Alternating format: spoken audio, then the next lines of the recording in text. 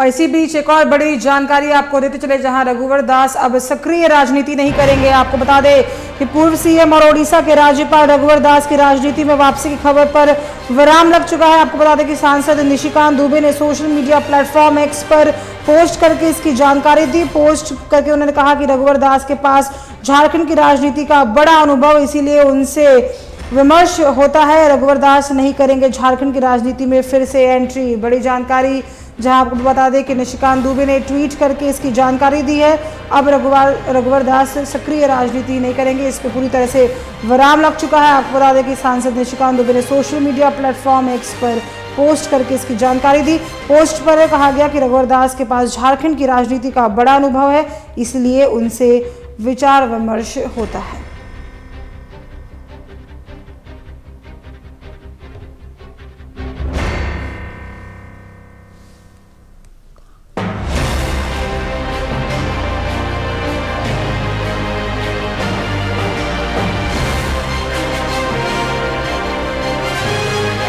जहां पूर्व सीएम और ओडिशा के राज्यपाल रघुवर दास की राजनीति में वापसी की खबर विराम लगते नजर आ रहा है। सांसद निशिकांत दुबे ने सोशल मीडिया प्लेटफॉर्म एक्स पर पोस्ट करके इसकी जानकारी दी।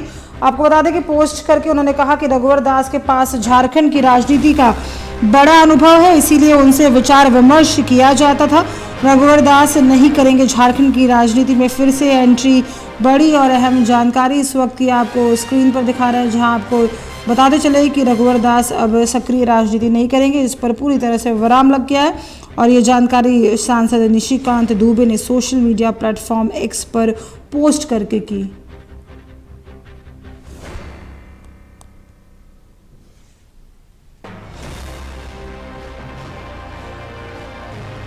और इसी पे अधिक जानकारी के साथ हमारे state head Abhishek ji phone line पे जुड़ चुके। अभिषेक जी, पूर्व सीएम और ओडिशा के राज्यपाल रघुवर दास की राजनीति में पूरी तरह से विराम लग गया है। अब झारखंड की सक्रिय राजनीति में उनकी वापस से एंट्री नहीं बताई जा रही है। निशिकांत दुबे ने ये एक्स पर ट्वीट करके कहा है, क्या कुछ पूरी अहम जानकारी है आपके पास? देखिए साक्षी, राजनीति समीकरणों का खेल है जी। आप राजनीति में तभी फिट है अगर आप किसी समीकरण में फिट है। फिलहाल झारखंड की राजनीति में ऐसा कोई समीकरण नहीं है जिस समीकरण में रघुवर दास फिट बैठते हैं।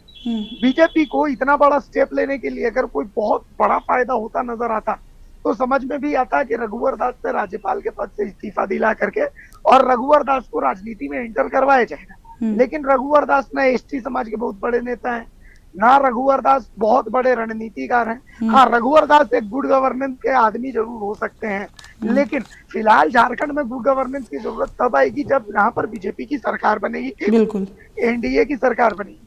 अभी निकट भविष्य में पहले जो बीजेपी की प्राथमिकता है वो यहाँ पर सरकार बनाने की है, और सरकार बनाने के लिए किसी ऐसे चेहरे की तलाश है जो कम से कम एसटी समुदाय में जबरदस्त पकड़ रखता हो। अगर एसटी समुदाय ना सही तो कम से कम ओबीसी समुदाय में तो उसकी पकड़ इतनी जबरदस्त होनी चाहिए कि वो एक करिश्मेटिक नेतृत्व होना चाहिए। फिलहाल रघुवर दास इन सभी समीकरणों में फिट नहीं है। हाँ, एक बात ये कही जा रही थी कि रघुवर दास जोर लगा रहे हैं कि जमशेदपुर पूर्वी सीट से उनके बेटे या उनकी बहू को टिकट मिल सके। तो जमशेदपुर पूर्वी सीट अब तक जो मेरे सूत्र बता रहे हैं कि वो सरयू राय के खाते में जा रही है। सरयू राय जेडीयू का दामन थाम चुके हैं, और पिछली बार की गलती के बाद बीजेपी सरयू राय की नाराजगी कतई मोल नहीं लेना चाहेगी। ऐसी स्थिति में सरयू राय के नाम से ही जमशेदपुर पूर्वी का जो टिकट है वो लगभग तय हो चुका है। तो ऐसी स्थिति में फिलहाल कोई ऐसी जगह ही नहीं बन रही है, कोई ऐसा सिनेरियो ही नहीं बन रहा है कि रघुवर दास की कोई एंट्री झारखंड में हो सकती है। तो कुल मिला करके और इसी बात को और पुख्तगी के साथ निशिकांत दुबे का जो पोस्ट है वो कहता है कि रघुवर दास एक गार्जियन है, तो उनसे विमर्श करने के लिए, विचार करने के लिए, चूंकि वो बीजेपी के प्रदेश अध्यक्ष रहे, वो मंत्री रहे हैं, वो मुख्यमंत्री रहे हैं, तो एक्सपीरियंस उनको झारखंड का काफी है।